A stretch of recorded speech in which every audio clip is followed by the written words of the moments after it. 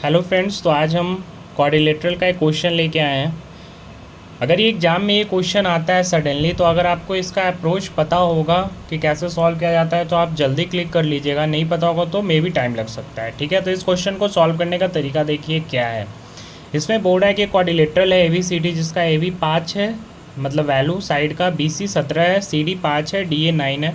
आपसे पूछ रहा है कि BD क्या होगा, जबकि दिया हुआ है BD कोई इंटीजर है। इंटीजर मतलब साइड तो ऐसे भी इंटीजर में ही आएगा उसका वैल्यू। ठीक है, तो अपन क्वाड्रिलेटरल पढ़ते हैं। तो ये अपन क्वाड्रिलेटरल पढ़ा ABCD। ठीक है, AB का वैल्यू कितना दिया हुआ है 5, BC का कितना दिया हुआ है 17, CD का कितना दिया हुआ है 5 और DA का कितना दिया हुआ है 9।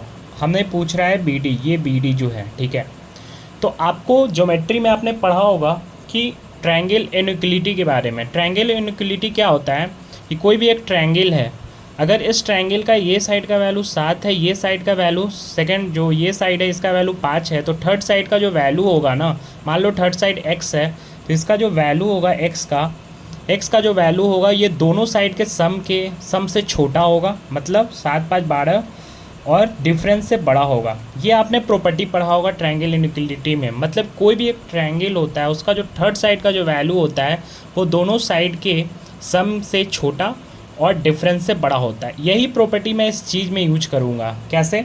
इस ट्रायंगल को पकड़िए आप, BCD को पकड़िए। BCD में देखिए तो BD का जो वैल्यू होगा वो 17 और 5 कितना 22 से छोटा होगा, और इसका डिफरेंस 17 और 5 कितना 12 से बड़ा होगा। समझ में आ रहा है?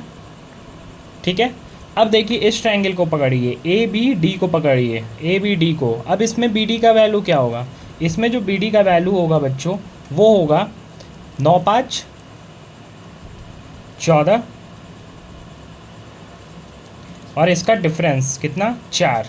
ठीक है, इससे बड़ा होगा और 14 से छोटा होगा। ठीक है, अब हम इस BD को, जो इन दोनों रेंज में कॉमन होगा, वो मेरा आंसर होगा। कैसे?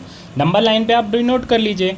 BD जो है 12 से 22, पहला रेंज में कितना है 12, मान लो यहाँ पे आता है 12 से 22। ठीक है, दूसरा रेंज में क्या है बच्चों, तो 4 से कितना है 14, मान लो 4 कहीं पीछे होगा, यहाँ 4 से कहाँ है 14।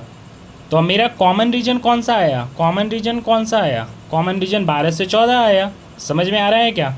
12 से 14 हमारा कॉमन से रीजन आया, तो यही आंसर हो गया। BD का जो रेंज होगा वो 14 से 12 होगा।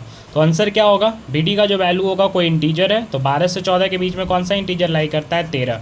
That is the answer. Very good question, और आई होप आपने इसे समझा होगा और मेरा समझाने का तरीका थोड़ा बहुत आपको पसंद आया होगा। तब तक के लिए बाय, कल फिर मिलेंगे क्वेश्चन के साथ।